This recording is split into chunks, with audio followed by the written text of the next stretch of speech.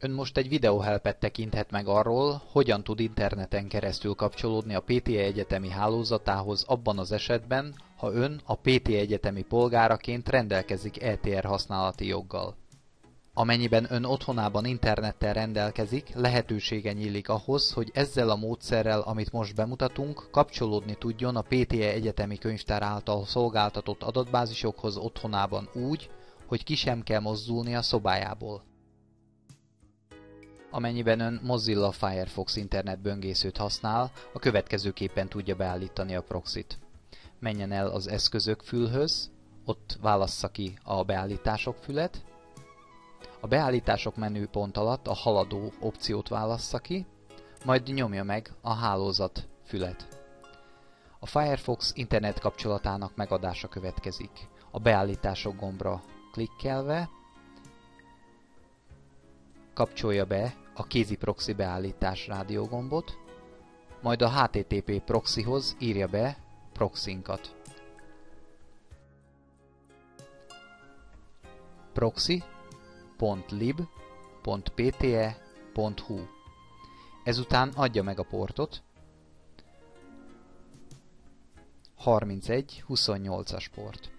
Néhány internetszolgáltató nem engedi ezt a portot, ezért van egy alternatívánk, 5128-as port. Mi most ebben az esetben használjuk a 3128-as portot, okézzuk le az ablakot, a következő ablakra is nyomjuk meg az okét. Ezután elmehetünk a Pécsi Tudományegyetem egyetemi könyvtárának weblapjára, www.lib.pte.hu. Itt az elektronikus könyvtár címszó alatt keressük meg az adatbázisok című linket.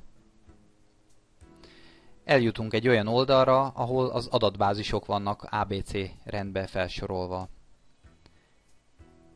Itt találhatóak a korlátozott ideig tesztelhető adatbázisok, a legújabb adatbázisaink is, és az összes adatbázis, mely a PTE tartományából elérhető, ezen az oldalon található meg, ABC rendben, ahogy említettük.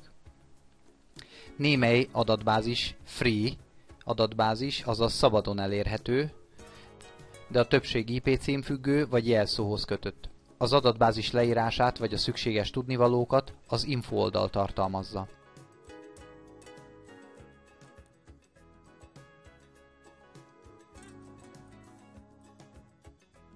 Felhívjuk a figyelmét, hogy proxy szerverünkkel csak a Pécsi Tudományegyetem tartományaiból elérhető adatbázisokhoz igyekszünk hozzáférést biztosítani. Egyidejűleg a proxy.lib.pte.hu beállítással más weblapokat nem tud megjeleníteni. Amennyiben adatbázisjainkat szeretné használni, induljon el a linkgyűjteményünkről. Ha egyéb webhelyeket kíván meglátogatni, állítsa vissza az eredeti internet kapcsolatát. Ezt az előzőleg bemutatottak alapján tudja megtenni. Az eszközök opciót választva a beállításokra kell klikkelni, majd a haladó fülnél ki kell választani a hálózat alfület. A beállításokra klikkelve a kézi proxy beállítást a nincs proxy rádiógombra kell aktivizálni, majd az ablakot leokézni, és a következő ablakot is okéval lezárni. Ezután már idegen weboldalakat is meg tud nézni, viszont az adatbázisainkat nem tudja már ezzel a beállítással megtekinteni, ehhez a proxyt újra be kell állítania.